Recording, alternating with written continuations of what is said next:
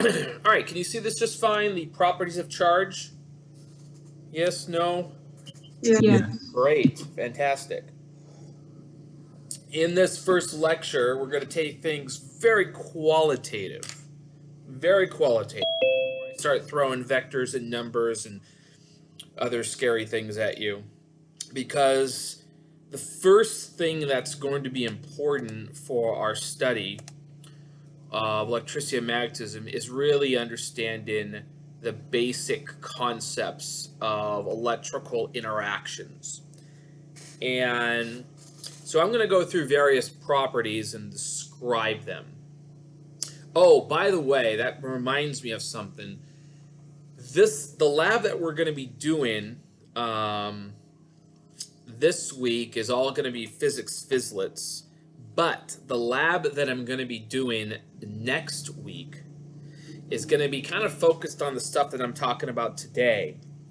And it's actually where mostly or entirely not going to be using the physics physlets, and there is one material thing that I'm going to need you to have, and that is basic tape. Just basic tape. The standard Scotch tape stuff. Not packing tape, not duct tape. Don't give me duct tape. But if you had a roll of that, you're gonna need that because we're gonna do a bunch of experiments with tape. And in fact, modeling, you can do a lot of investigations of electrical interactions with just basic standard tape. So next Friday, have a roll of tape with you. Okay. So, all right. So the first property of electrical interactions is no interactions, and that's actually a very important aspect of interactions. Is what's called neutrality. So in the example here, now, you don't know anything about positive or negatives. You never heard that before. I'm not mentioning electrons, and I'm not mentioning protons, and I'm not mentioning any of the modern conventions we have, because most of the ideas of electricity and magnetism were actually conceived before we knew that electrons existed.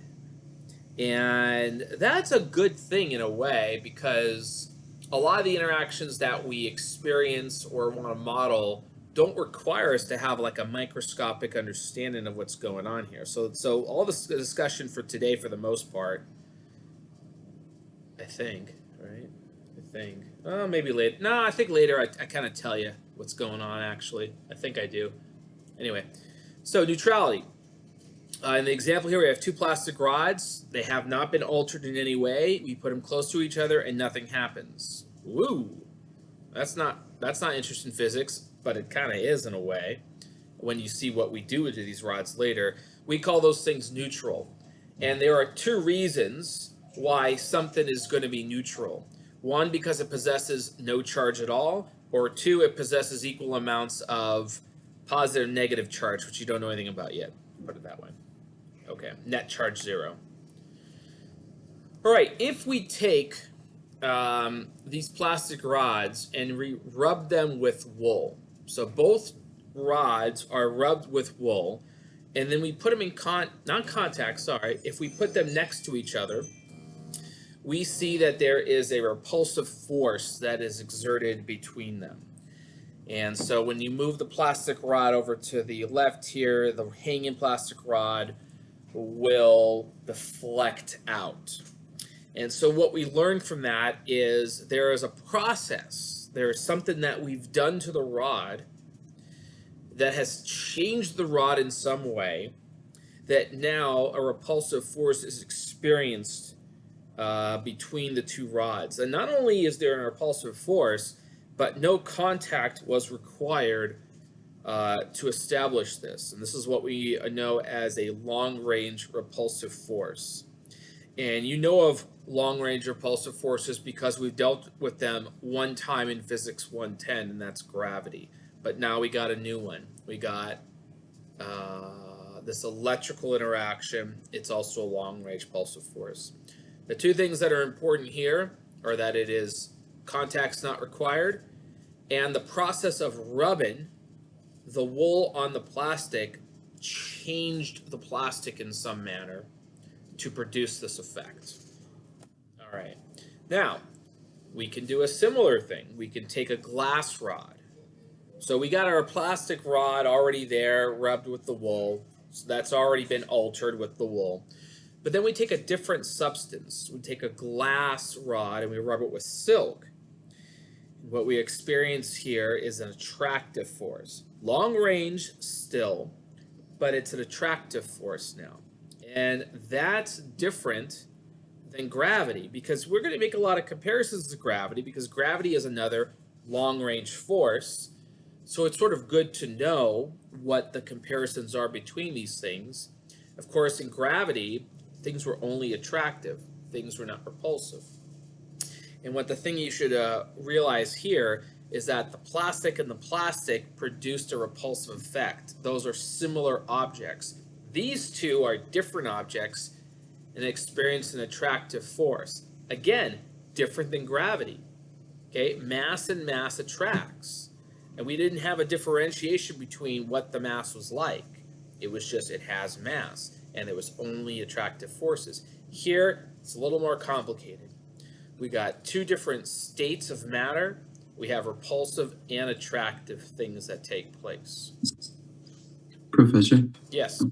why did you say that the attractive force is different than gravity? Because don't they both attract? The reason why it's different than gravity is because we don't differentiate in gravity between different kinds of masses. The fact that objects possess mass allows the attraction to occur. But here, what's different is that the state of our matter is somehow different.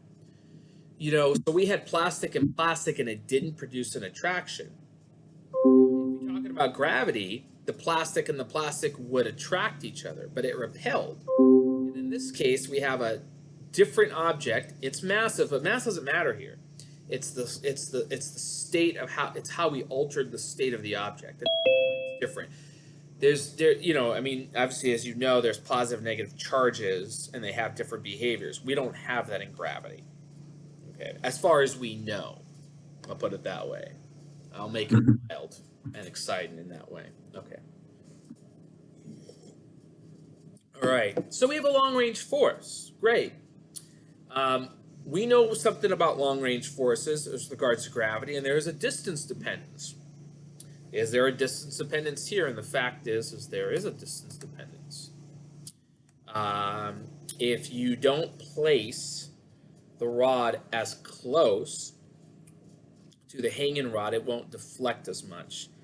And so there is a nature here to how far away the distance is.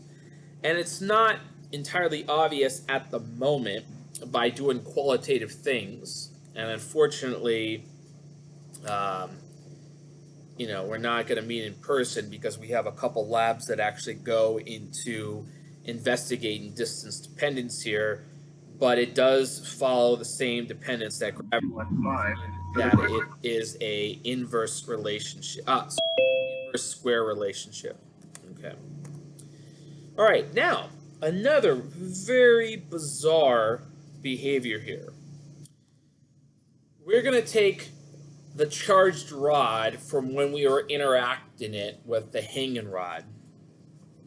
And we're going to take pieces of paper. All right, so I can take a standard piece of paper here and rip it up into small pieces and place them on a table. And if you take that rod that has been altered, and we're going to use the word charged for that. So if you rub the wool on that rod, we say that the rod becomes charged. The rod attracts the pieces of paper.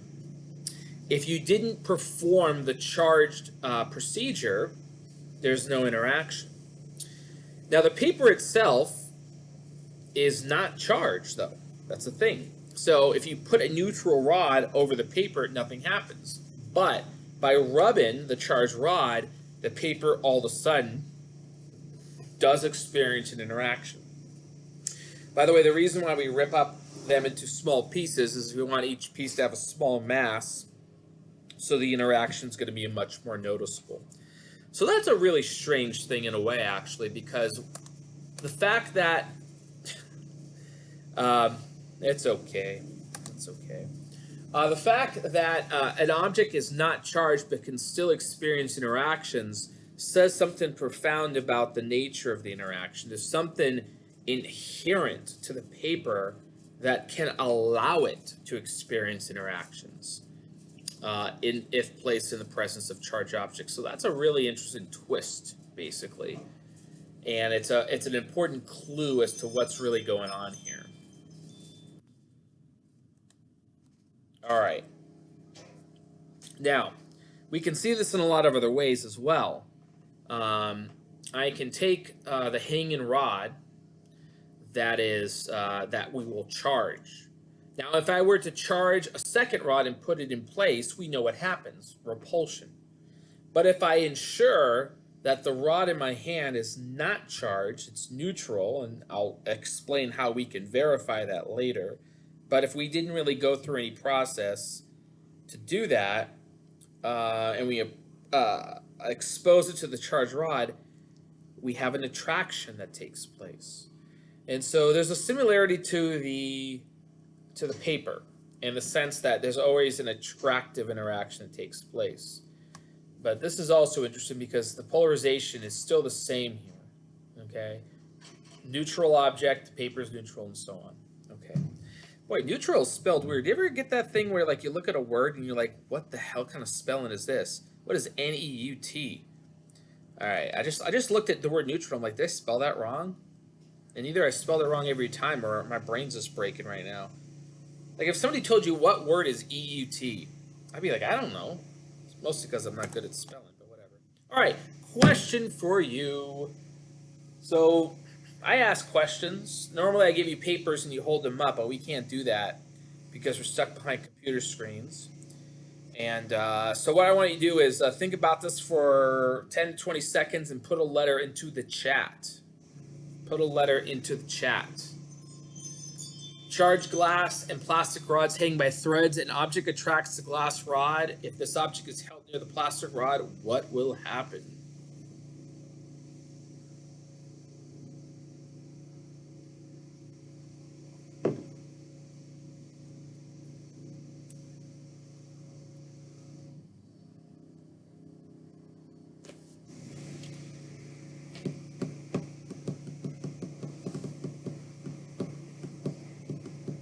All right. Ooh, 30 responses. Juicy. B, B, B. So many B's. So many B's.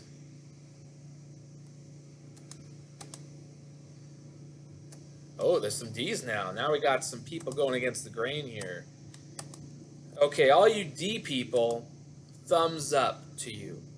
Okay, this is a very important question. Attraction is ambiguous. Okay? Attraction is ambiguous.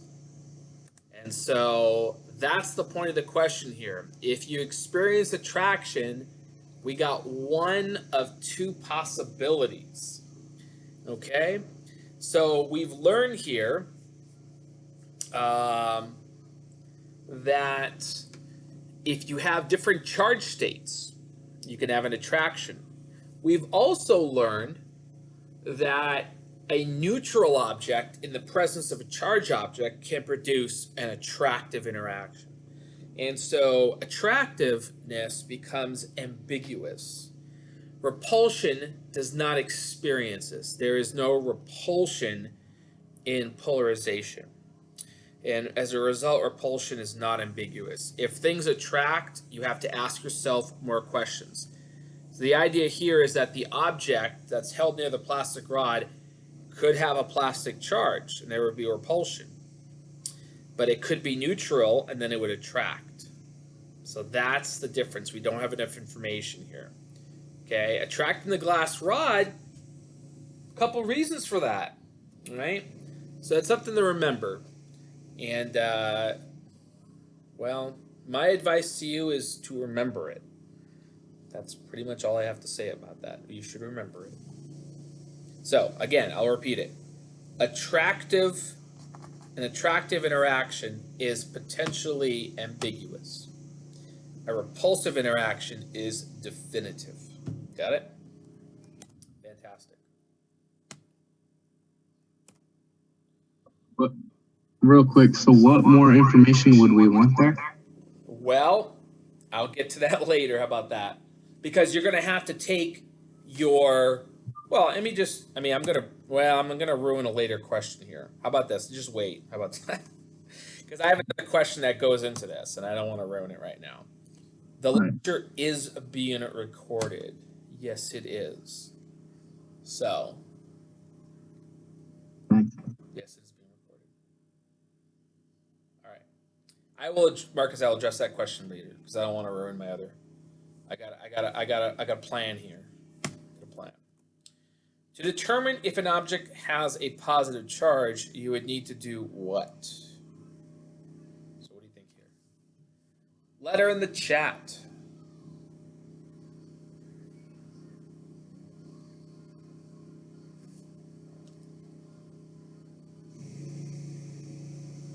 Oh, it's gonna get real loud here.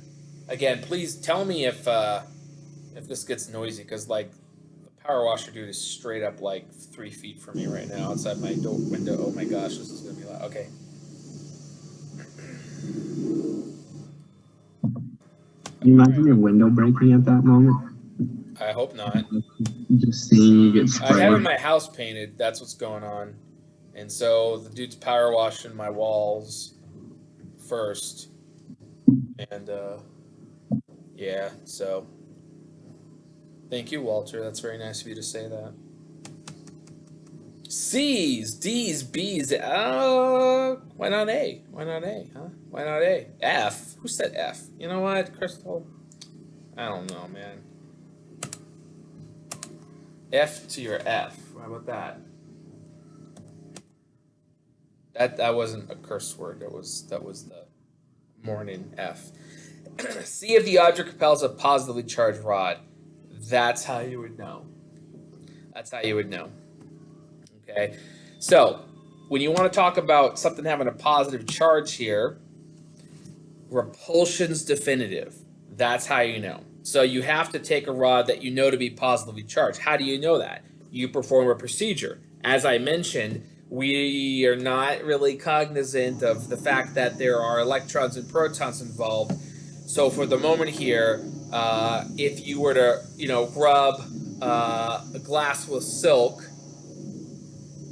you want to do another glass with silk and then see what you have there. But the repulsion is going to be definitive here. So, all right, move on. Okay, read over this. And I guess you could put 1 through 5 here. I don't know. But read over this. Don't ask me what a pith ball is. I don't know. It's just something that can have charge on it. That's all. I don't know what a pith ball is. But it's just something that you can charge. Put it that way. All right. So what we have is that, well, just read over it. Put it that way.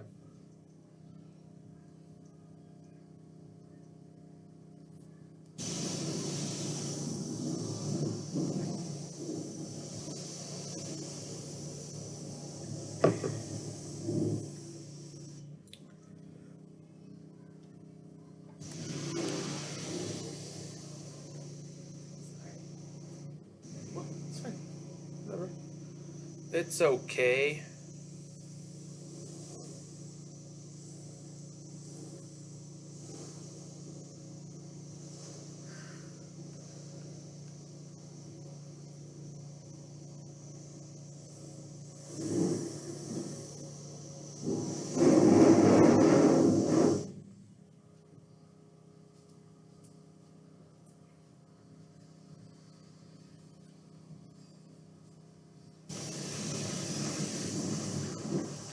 Okay. Let's see what you got to say here. 2, 3, 2, 3, 2, 3, 2, 3. Got a 5 in there. 2, 3, 2, 3, 2, 3. Got a 5 somewhere. Answer's 3. All 3 charges carry the same sign. Repulsion everywhere. Now, one of the clues to this is that we know things are charged. We know things are charged. If 1 and 2 repel each other, they have like charges. And if 2 and 3 repel each other, they have like charges. And this is what's called a transitive law. Right? If 1 and 2 do it and 2 and 3 do it, then 1 and 3 are going to do it. And because it's repulsion, we know exactly how the interaction takes place. Okay. Now, same scenario. Various objects are rubbed.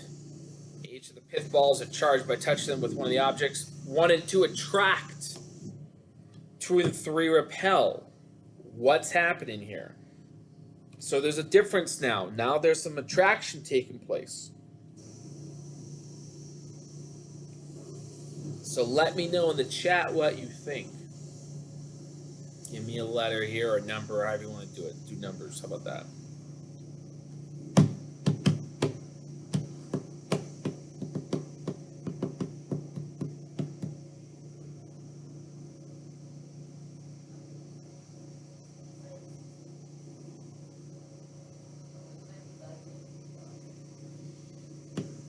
All right, what we got? We got a lot of responses here.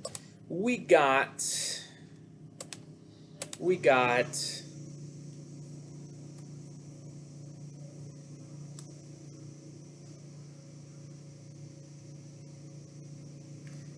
What's the overwhelming opinion here? A lot of ones. A lot of ones. It is 1. 1 and 3 carry opposite signs. Okay, so what's going on here? 1 and 2 attract. They're opposite. We know everything was charged, by the way. We were told that. If attraction's taken place, guess what? In this problem, it's no longer ambiguous because we have the knowledge that we did charge them. So if you have attraction without any knowledge of what happened to the objects, you have ambiguity. But in this problem, we were told what happened. They were charged, and that's not ambiguous. 1 and 2 are opposite. 2 and 3 are the same. So that means 1 and 3 are opposite as well. Okay. Any questions about that? Are we good there? I can see the first question real quick. I just want to reread it, like compare it to this. Go back? Yeah, just real quick. Let's not picture of it. I just want to look. My lecture slides are up on my webpage. I'll just do that. Just get it from there. Yeah. I mean, how about that? No. I'll do it. I'll do it. No. Hey, I'm already there. I'm already there. All right. Good. Okay.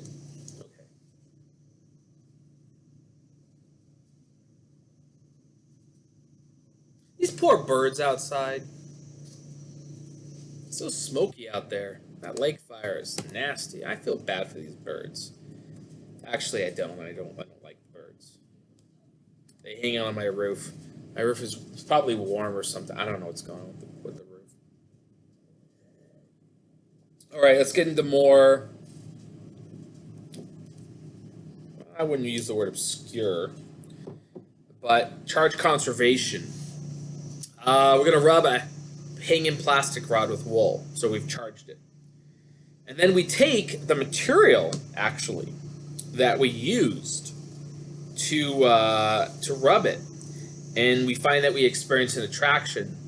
Now, that shouldn't come as a surprise because, in a sense, that is, the nature of physics. It's interactions. If you are going to charge a plastic rod, then whatever the material was to charge it would in turn be charged itself, right? That makes sense. And so we experience an attraction between the wool that was used in the plastic rod. Likewise, if you did silk on glass, we would experience a repulsive force because the silk is producing a charged state on the glass, but that's opposite of what's on the glass. So there actually is a repulsion between the silk and the plastic rod.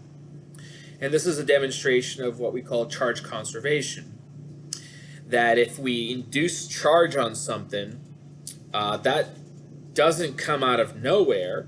There has to be an effect on another object to do that. It's not something you can create by itself. It would be equivalent of saying that we just can create mass out of nowhere, where we know we don't. If we create charge, charge is not created out of nowhere.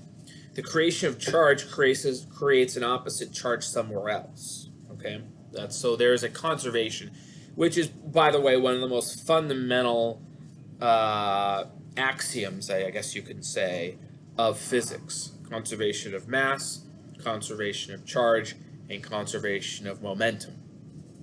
Angular momentum, really, but okay. Let's get through our first example here.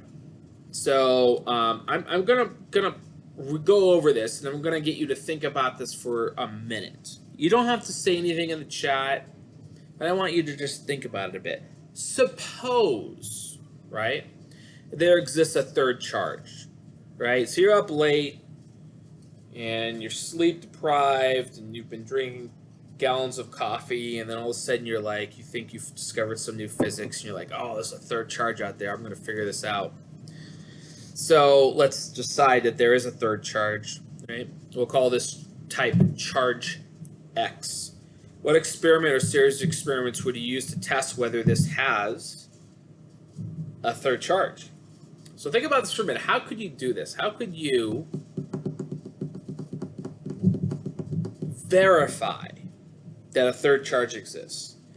And just if you're curious here, the assumption is that the basic principles will still apply, that like charges repel and different charges, I wouldn't use the word opposite because now we have a third one now, right? And different charges are going to attract. So think about this for a moment. I'm going to give you a good minute, and then I'm going to explain what's going on here.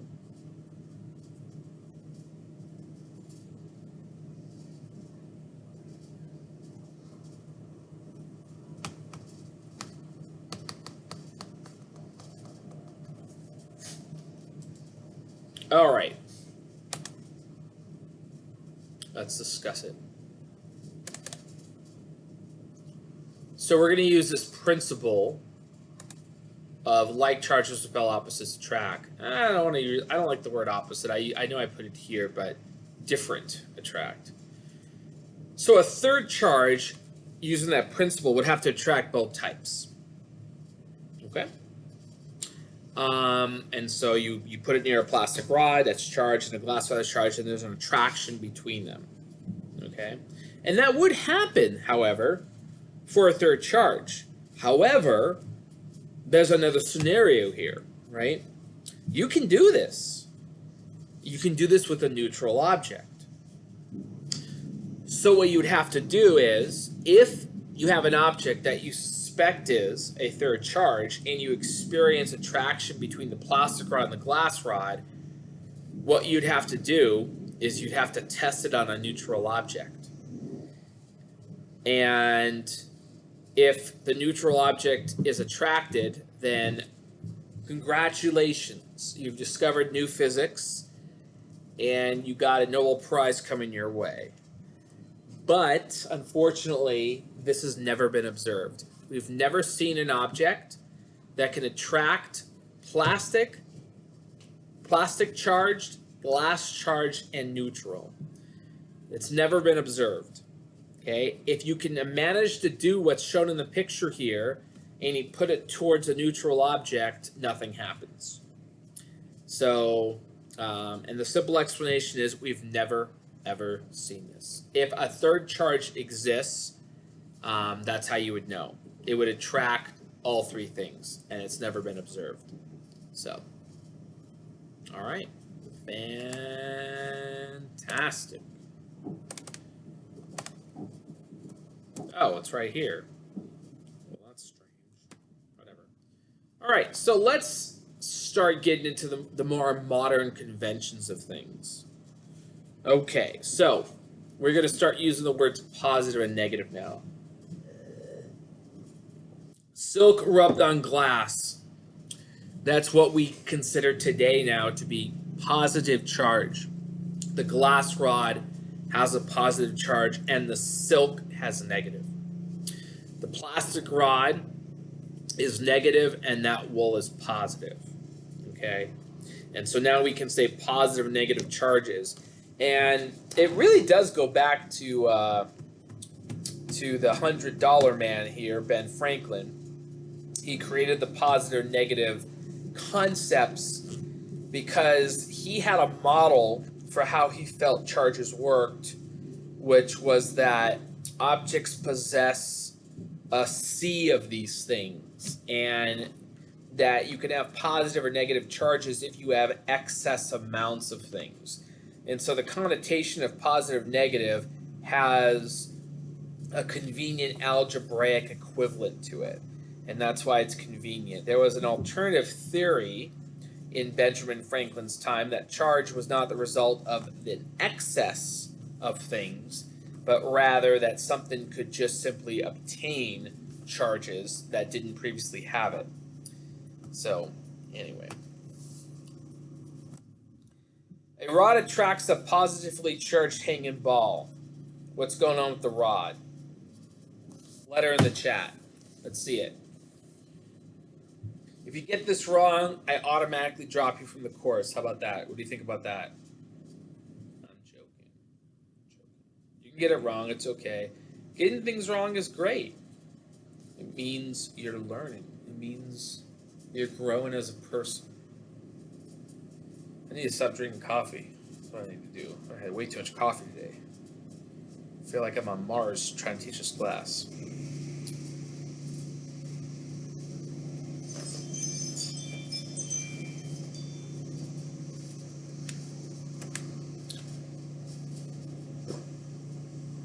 Walter, that's wrong. There's no brackets. You're just wrong. Oh my gosh.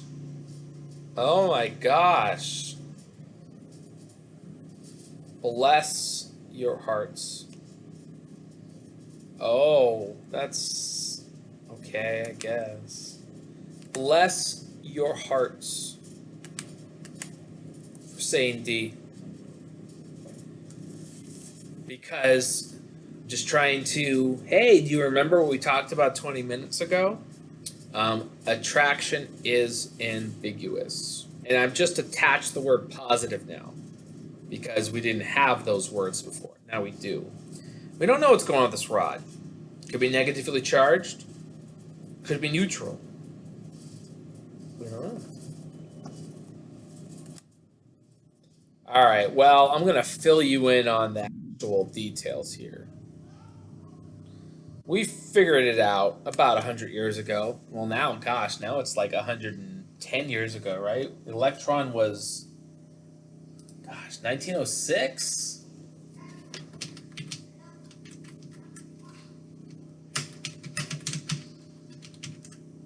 (1906) Oh my gosh. 1897? The proton was a lot less. The nucleus was Rutherford. That was like way later. Way later. Nucleus. Yeah, 1911. That's crazy. You got almost 15 years between the discovery of the electron and the discovery of the nucleus. Well, that makes sense because chemistry. So, the good old days is right. There's some good chess back in the 1890s. There's some good chess. Brought a lot of chess history. Big chess fan here. Other than that, what else happened in the 1890s? Yeah, probably. Oh, there's some baseball in the 1890s. Ooh, ever seen the Ken Burns documentaries on baseball? Top-notch stuff. So baseball and chess. That's pretty much. I think that's the only thing that happened in the 1890s. I don't think really anything else happened in the 1890s, as far as I know. Just chess and baseball. So, antitrust era, I don't know about that. I don't think so. I don't think so. No, I took a history class, but I don't believe that stuff. It's so long ago. Who really knows what happened? Oh my goodness. Okay. Physics. Don't argue history in here. All right. Although Richard's right. That is the antitrust era, actually. That was actually a very important time. That's actually... I'm not going to rant. I was going to rant about how that period of time with the antitrust laws is very similar to today's time with social media. It's a very interesting discussion, but it's not a physics discussion. Let's move on. Okay. So, let's fill you in on the details here. In reality, we do know what's really going on here, and that when you divide up matter, there is atoms, which have a negatively charged electron cloud that surrounds a positively charged nucleus. And so Benjamin Franklin was ultimately right in the debate of how charge occurs, in that all objects possess charge, and when we see interactions between things, it's because an excess exists between objects. All right. So, certain numbers that you're going to want to memorize. Well, I don't want to use the word memorize, because my hope is that you do this so much that it just sticks in your head. Okay, or you tattoo it to your arm, which a lot of people like to do. By the way, if you want to tattoo any equations or constants on your body, you are fully welcome to use those during exams. So, because the kind of devotion and dedication to physics is admirable, and I will admire that. Let's put it that way. However, never buy a shirt with Maxwell's equations on it. Don't do that. Okay, I almost did that as a senior in college, and it's just it's one of those things where you look back in your life and you're like, what was I thinking? Why did I wear Maxwell's equations on my shirt? It's because you're young and you think you're smart all of a sudden, and you're not. But whatever. Okay, so the mass of the proton and electron are given here, and they both have the same charge: 1.6 times 10 to the minus 19. Again, maybe the simulations that we do in the physics will demonstrate this, but there's a fantastic lab that we have that, as far as I know, you just can't replicate this lab in online environments. It's called the Millikan oil experiment.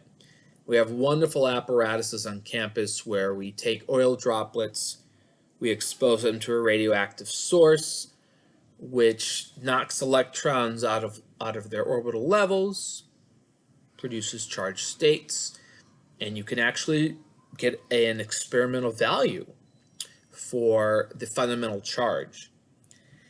And the funny thing about this is that the fundamental charge turns out not so fundamental. We call it the fundamental charge because protons and electrons possess this amount of charge.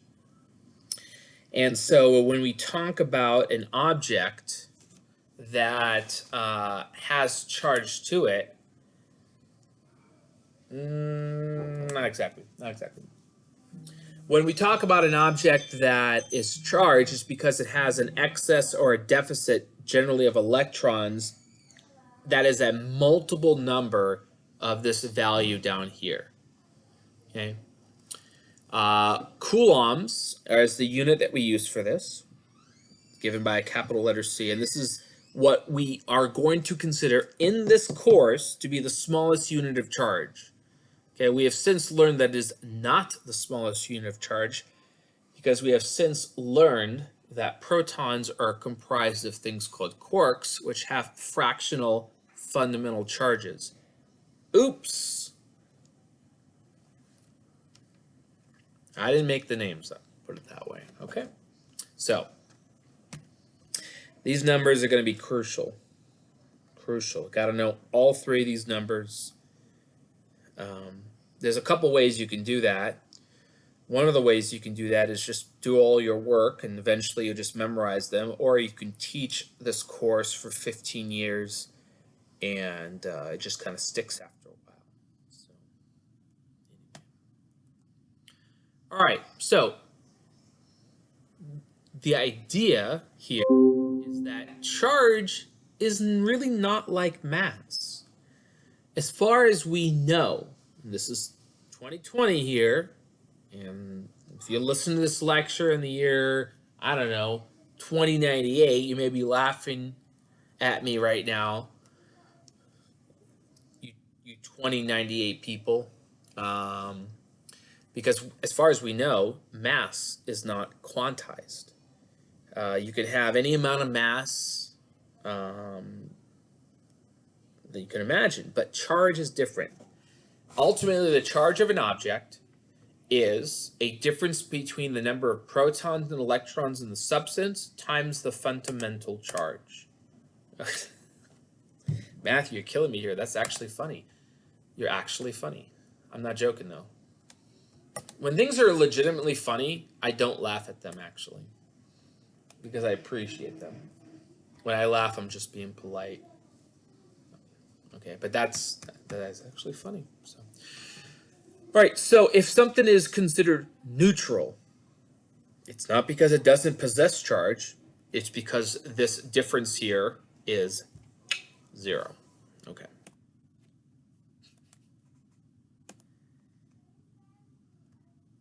Let's do some problems. Let's do some problems, people. What's up? You want to learn about electricity and magnetism? No? Okay, get out of here then. You don't know what that is? Shame on you. You're 8. You should know that by now. All right. All right. Here we go. What is the total charge of all the protons in a mole of helium gas? Yes, I'm throwing some chemistry at you now. Okay? I'm not going to do that normally, but there's a little chemistry here. I don't like to call it chemistry because it's not chemistry, because chemistry is obviously just a subset of physics and it's inferior in pretty much every way. Chemistry's cute and all. Don't get me wrong, I respect it, kind of. But it's going to feel like chemistry, but it's not chemistry. So you got to know a little bit of information here. What's helium gas? Well, it's monatomic, okay? And each molecule is a single helium atom. Well, it's okay to love chemistry, but, well, I used to love chemistry. I used to kick chemistry's butt. And I was a chemical engineer while I was studying to be a chemical engineer for a couple of years. And then I realized that I made a huge mistake in my life. Well, Compton's a chemical engineer. Get that. Well, you know what? Having a job is fine. But when I was studying chemical engineering, they sat me in this classroom that was dark and smelly and dusty. And they had all these models of like these chemical factories. And it just made me feel like if I did this as a job, I was going to like die of cancer when I'm 40. And in this dark, cold, dusty, just chemically infested room. And then in physics, it was like parties and pizza, and there was just excitement and fireworks. And I switched majors. And it's been wonderful ever since. So, yeah, anyway. I like chemistry a lot until I like chemistry a lot. Cal Poly Pomona is my undergrad. Anyway, people, let's focus. I'm not focusing. Just because I don't focus doesn't mean you should focus. Chemistry's great. Chemistry, no, get on your chemistry. Except organic chemistry. You know what organic chemistry's like? It's like playing Yahtzee. You just roll dice and you're like, I don't know, does something work here? Yo, you muted yourself. Oh, yeah, oops. Anyway, I was just saying organic chemistry to me is like playing Yahtzee. I'm rolling dice and I'm just like, does something work here? Can I claim something? I had this terrible teacher for organic chemistry. It didn't help that I slept through every single class I had in organic chemistry. So it was probably my fault. Anyway, helium gas. Let's talk about that. Boy, I had way too much coffee. Woo! I had to wake up 7:45 today for my lab. It's inhumane. But then I kind of did it to myself. Wait, what? Wait a minute. Let me go back. Some of you are starting fights in the chat. You got to watch it. I can mute you, kick you out. Watch it. Just watch it. Anyway, okay. Me and Dr. Newman, we have an understanding. We're good. We share our turf. We're good. Don't worry about it. All right. So, helium is a monatomic gas. Thank you very much. Helium is a monatomic gas, and so every single molecule of helium contains 2 protons in it. Now, I have a mole here. Well, ultimately, you have to relate moles to molecules because molecules, right, you can equate with how many charges you have. A mole, as you might be aware, is 6.02 times 10 to the 23rd. That is Avogadro's number. So I'm going to take my 6.02 times 10 to the 23rd molecules, and I'm going to multiply that by 2 protons per molecule. How do I know that? Well, I got a periodic table somewhere on my computer here called the internet. And so that's how you look that up. So there's some information here that you just need to know externally. Sorry. I'm assuming that there's some basic stuff that you will know here, like you know how many protons are in basic helium. I'm assuming you know that stuff. Each proton contains 1.6 times 10 to the minus 19 coulombs. And so when I multiply all those numbers together, I get 1.9 times 10 to the 5 coulombs, which is a huge amount of charge, by the way. So you're new to this coulomb unit here, and I will tell you that 1.9 times 10 to the 5th coulombs is an enormous amount of charge. Typically, we deal with nanocoulombs, which is a billionth of a coulomb. And in some cases, we get a little bit wild and we do microcoulombs. Now, of course, even though 1.9 times 10 to the 5th coulombs is enormous, guess what? There's 1.9 times 10 to the 5 coulombs of electrons. So it's chemically neutral. Okay. By the way, notice the symbol here, a P with a superscript of plus. That means proton. Get used to that. What's the total charge of all the electrons in a liter of water? Well, here's the thing. If we're talking about charges, we're going to need to relate this to molecules. So we're going to have to take this liter and we're going to have to juggle it around until we get molecules out of it. How do we do that? Well, the density of water is 1 gram per milliliter, which is equivalent to a kilogram per liter. So we got a kilogram of water, apparently. Okay? Well, you look up water on the periodic table, or look up the ingredients of water on the periodic table. We got 2 hydrogens and an oxygen in it. It's pretty cool. What does oxygen got? Well, the mass number for oxygen is what, 16, right? Hydrogen is 1. If you don't remember from chemistry, you look at the mass numbers of the atoms in a molecule and you add them up, and that tells you how many grams are in a mole. And there happens to be 18 grams in a mole of water. We got 1,000 grams of water. Turns out we have 55.5 moles of water. When I say 55.5, it's got a line over it because 18 is 6 times 3, and 3 is going to produce that repeating decimal.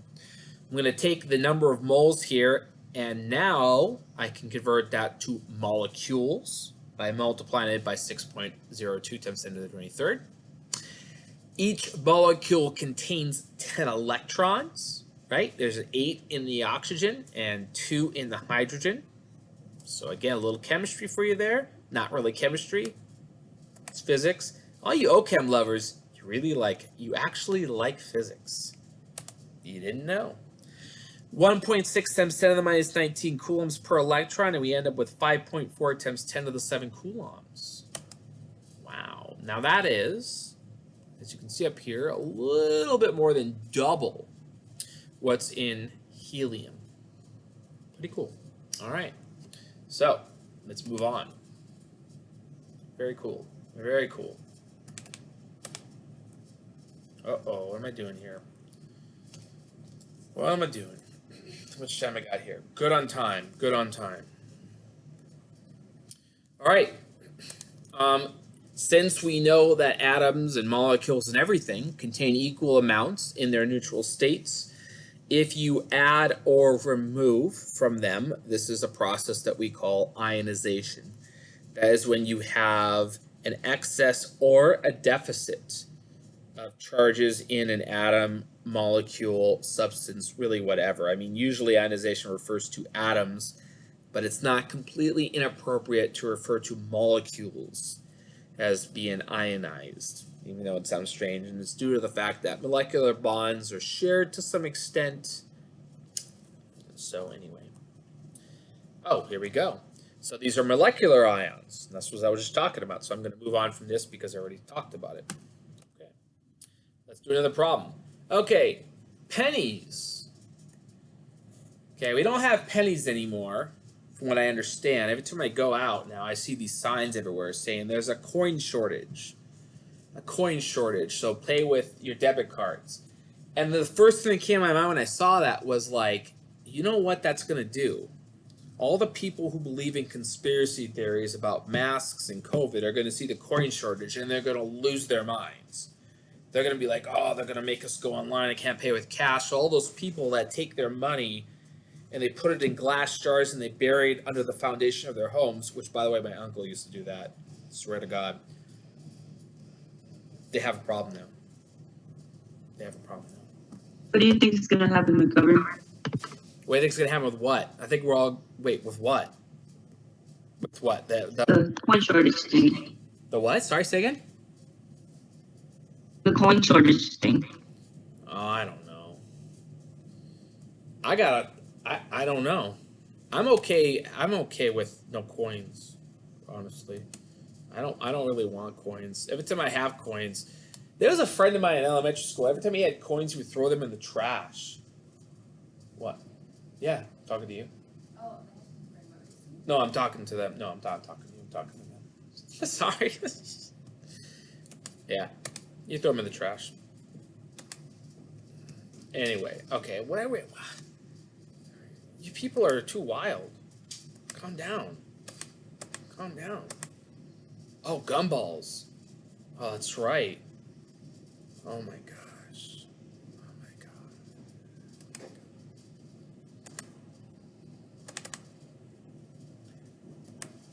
All right. Pennies today, however, just so you know, we used to make them all copper. The good old days, as we say, right? The good old days. But now it's not the good old days. Now we're cheap. Now we just like coat them in copper. And it's actually zinc inside, which is cool because you can do some cool experiments with potatoes and things like that. Because zinc's a little bit better of a conductor than, I mean, copper's okay, but zinc is lit when it comes to conductive properties. So anyway, but now we're a little cheaper with our pennies now. But in the good old days, we got solid copper pennies, 3.1 grams of that stuff. And so I got a couple questions here. How many electrons are added to an older copper penny that has a net charge of -8 nanocoulombs? Now, listen up, people. Listen up. That is true. Zinc is fantastic for you. Okay. Listen up, people. Nanocoulombs. SI prefixes down here. Okay? Learn your prefixes. In this class, there's a lot of micro and nanos. A little bit of picos later on. Micros and nanos. Okay? One of the most common mistakes in Physics 120 is people mix up their SI prefixes. And my advice to you is to not mess up those prefixes. Okay? I can't tell you how many times there's a nanocoulomb and people put 10 to the minus 6. And I got no sympathy. You've been warned. You've been warned. Excess of 8 nanocoulombs. Well, that's 8 times 10 to the minus 9 coulombs. We multiply that by the fundamental charge. And we find that if the charge is 8 nanocoulombs, which, by the way, is a pretty standard charge state for an object, that's 5 times 10 to the 10 excess electrons. As I mentioned, you know, back in the day, the good old days before coronavirus, when we had labs and I could actually see your faces, we have these experiments where we charge balls and we let them interact, and then we look at the interaction and we can measure how much charge is in them, and we typically get something around like 8 nanocoulombs. That's actually a very standard charge state. Who's playing playing an instrument here? And so just so you know, for perspective, you know, a few or tens of nanocoulombs is a pretty standard charge state that you can establish. You're gonna make me cry. You're gonna make me cry, so I have to mute you. I'm so sorry. I'm gonna mute you because that music is a little too sad for me. You're making me remember about the time when malls existed and we can go to concerts and. All right. Anyway. Okay. Oh, that's cool. That's very cool. Got my kids in piano. Something else. I don't know. All right. So, how does this compare to the terminal electrons in the penny? People. I can't teach if you're gonna make me cry. Where's my participant list? Mute you all. Too sad.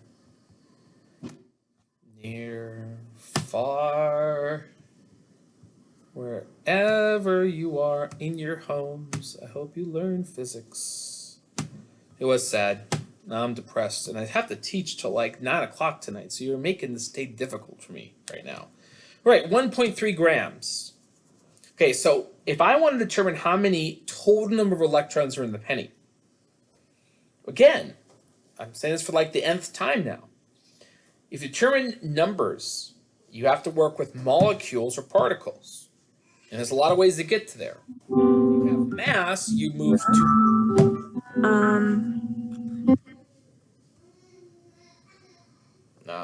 What is going on, people?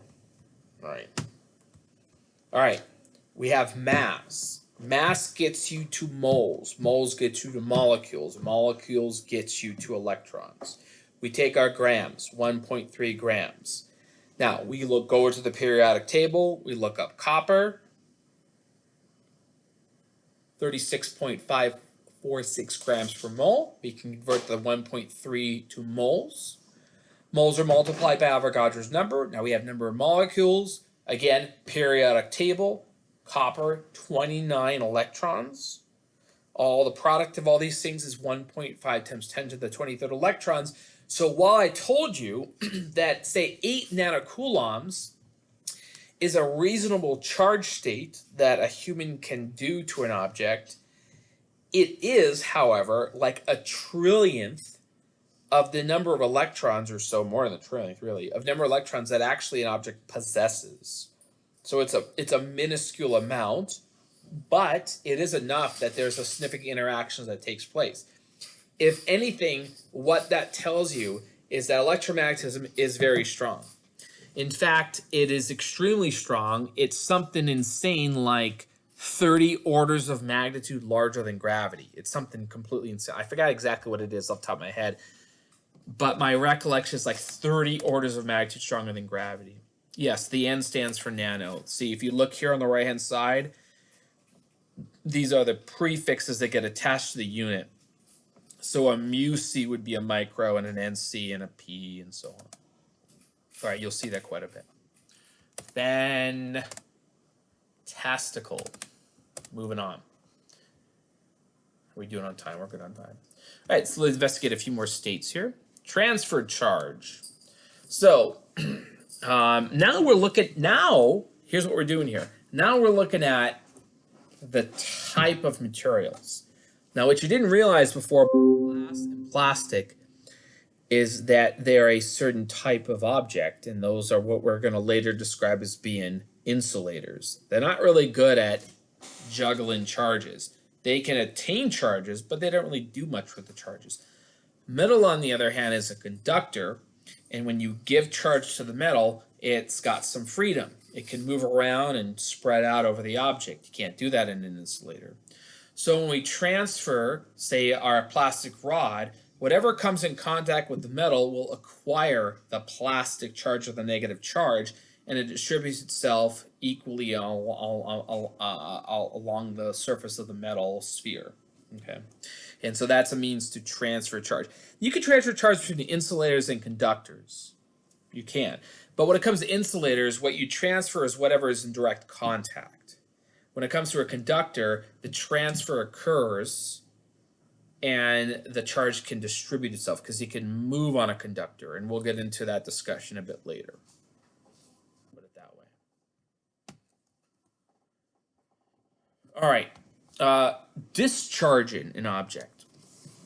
So we have the ability to charge objects. We also have the ability to discharge objects. And that means we apply an object to the charge to remove enough of it that there is no significant interaction that takes place. A human body is a good conductor. And so if you charge that rod and then you take your finger or your hand or whatever and you rub along that rod, you are going to obtain, because your skin's going to act effectively like a metal. It can take the charge and it spreads over your body, but you can discharge it by effectively removing enough charge that there's no significant interaction. And so that's typically done by contact. You have to physically touch something and it's removed from the object. So that's the idea there. And then I think I dumped my screen share here. My apologies. My apologies to dump the screen share. I think we're back.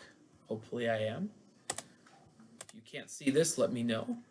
All right, so in the example here, we have our charged plastic rod attached to a metal sphere, and we know what happens there. Any charge on the point of contact is attached to a metal sphere. But we have another metal sphere with a plastic rod between it. Well, the plastic is not good at transferring charge, and this metal sphere will be neutral if it was neutral to begin with. No transfer of charge. And that's really what insulation is about. Insulation can hold charge, but it cannot move charge very easily. Sure, well, put your names, yeah, you can put your names in now, whatever. I mean, you're just going to take off if you put your name in the chat? Don't do that. All right, anyway. With conduction, same setup, but now we're going to put a metal rod here. And what that means is this metal, and this metal rod acts as one continuous piece of conducting material.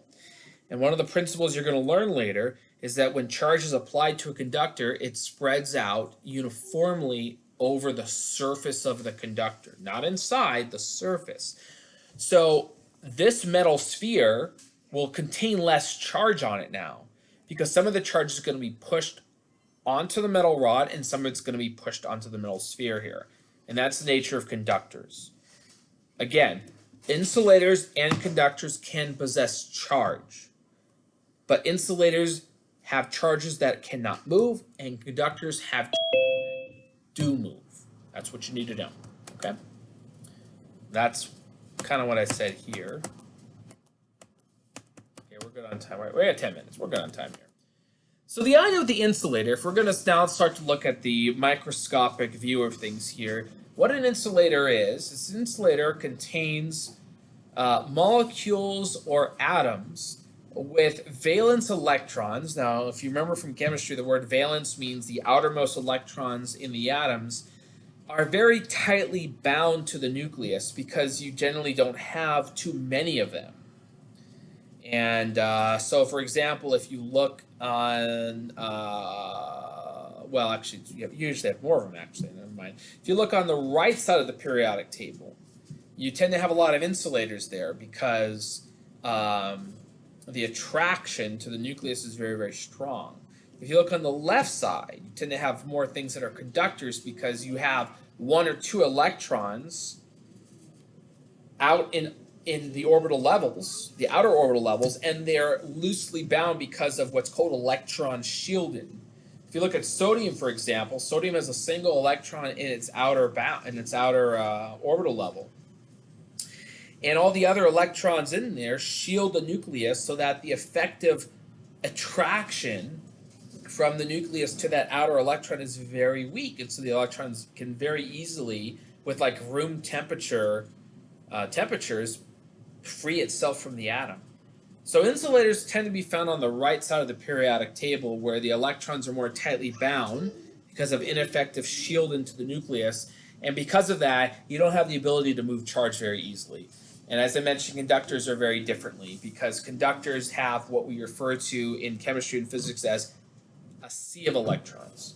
Potassium, sodium, things like that. Everything on the left two columns of the periodic table have electrons shielded so that the outer one or two valence electrons are loosely bound. And so they're very free to leave the atom and just be present in the substance overall. And that allows the motion of charge. And that's really what a conductor is all about. Okay. What's going on with a metallic substance here is we got our insulator with the negative charge on it, and we apply it to the metal. Now the region, well, okay, so there's one little problem here with the picture. Let's assume that we had applied this charge here, and then we like rubbed it like this. We rubbed it. Because if this is an insulator, which it is up here, it has to be. You can't do this if it's not an insulator. Plastic's an insulator.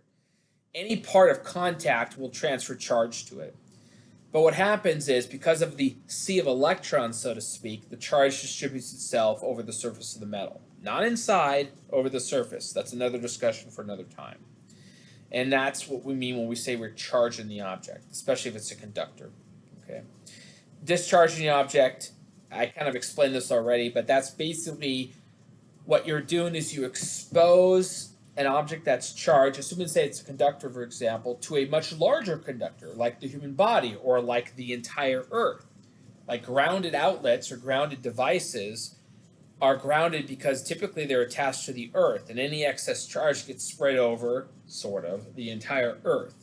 And so you lower the amount of charge on it to the point where it's effectively neutral, and that's what we mean by discharging. All right, last thing here before I wrap this up.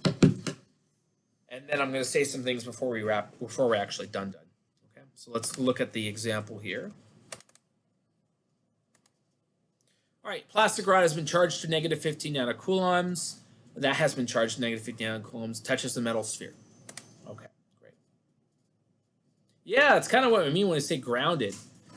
You know, if you look at your outlets in your house, they have the 3 prongs. The 3 prongs are because that bottom middle prong is attached to a ground. Usually, if you got a nice house. Like I owned a house that was built in 1951, and the house was not grounded at all. There was just 2 prongs, and I had to actually attach several things to the circuits there to get it to be grounded. But that's really what it means, just literally attached to the ground. In fact, I had to take a metal rod under my foundation and like just shove it into the ground. I had to hammer it into the ground, and then I had a wire that attached to like a spigot that was outside, and that allowed it to be attached to the rod. And so I've had any excess charge on my circuit breakers, it would be transferred to the rod. And but yeah, I mean, generally speaking, you know, ground means ground. Or like when I'm working on my computer, like I build computer systems. And when you're doing stuff, you usually have to constantly touch the chassis on the frame of the computer, because you spread out enough charge that you don't fry your RAM or whatever, you know. So, kind of what it means. Nah, Benjamin Franklin was kind of boring. Maybe. He did a thing like with like a kite, right? Didn't he like kites? He's a big kite guy, wasn't he? I don't know. It's like a 3rd grade thing. I don't remember it now. All right, so we charge a plastic rod to negative 15 nanocoulombs, and we touch the plastic rod to it, and we notice that the rod's charge is negative 10 nanocoulombs. What that means is 5 nanocoulombs left, but negative 5 left. So that would be electrons, and that's almost always the case. Oh my goodness! Well, I don't know about that. I don't know about Benjamin Franklin and his personal. I don't know if he was a freak or not. Yeah, I don't know about Benjamin Franklin's personal life. Probably, I'm not really interested in it. Oh my gosh! Don't get all like gossipy about Benjamin Franklin in the chat here. Come on, people. All right. So anyway, if it drops from negative 15 to negative 10, that means we removed 5 nanocoulombs of electrons. Now you can transfer positive charges. That's usually done through molecular ions. It's not common, but it happens. By the way, that's exactly how the silk and the glass interact. You're breaking apart the silk molecules in the silk to do that, actually. And you could have negatively charged molecular atoms. Oh my gosh, you guys are talking some major trash about Benjamin Franklin. Major trash. That's crazy. All right. Now, so it was transferred from the rod to whatever the thing we came in contact, metal sphere. How many charged particles were transferred? All right, let's talk about it. 5 nanocoulombs right here. We multiply it by the fundamental charge. and that converts it into number of electrons. 3.1 times 10 to the 10 electrons transferred. That's how we do that there. Okay, that wraps this up.